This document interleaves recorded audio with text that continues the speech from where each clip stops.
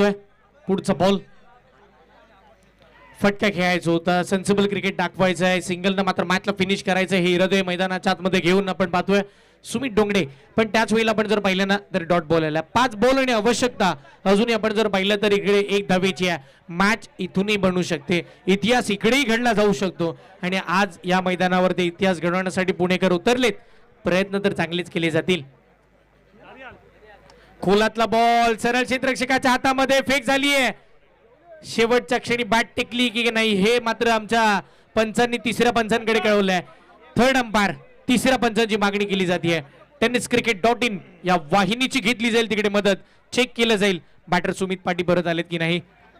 या मॅच मध्ये देखील कमालीची चुरस पुन्हा एकदा बनत असताना आपण पाहत आहोत.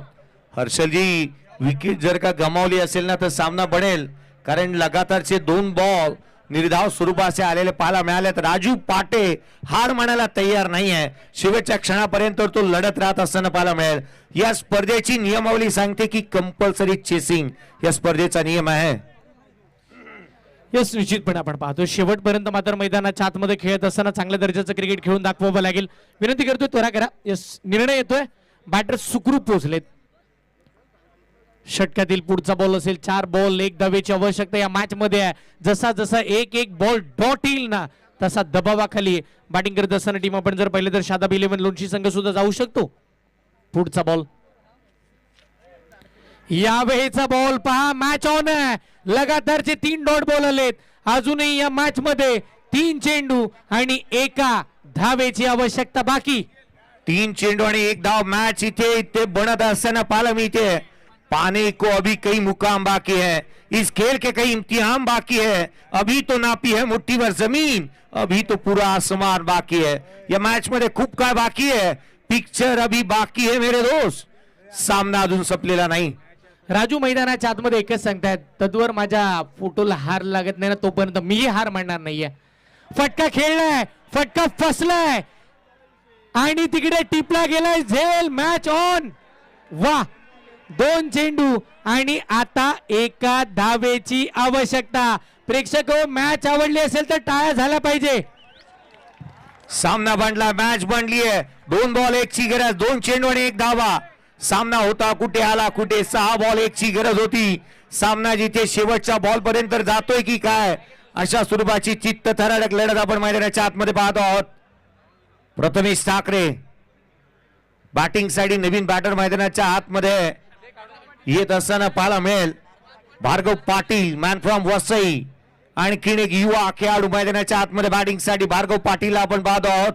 तो दाखल होत असताना पाहायला मिळतोय. पालघर जिल्ह्यातील वसई तालुक्यातील वसईचा खेळाडू भार्गव पाटील मैदानाच्या आतमध्ये बॅटिंग साठी दाखल झालाय.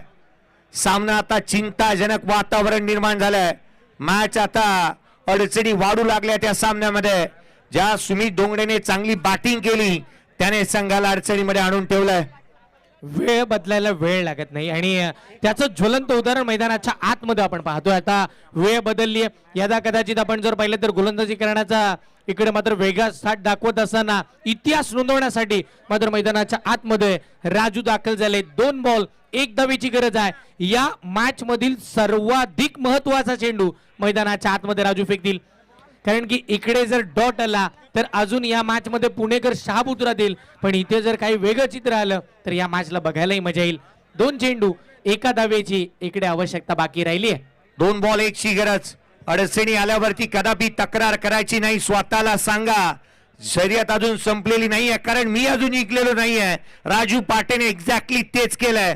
अडचणी आल्या, तो थांबला नाही, तो खचला नाही, तो डगमगला नाही. पुन्हा एकदा उठला, लढतोय निर्भीड अंदाजामध्ये. गोलंदाजी करतोय राजू पाटे. पुढचा बॉल, गोलंदाज सज्ज, हलक्या हाताने मॅच फिनिश. भार्गव पाटील जीच्या बॅटमधून देणारे एक सिंगल. संघाची धावसंख्या इथे विजयाच्या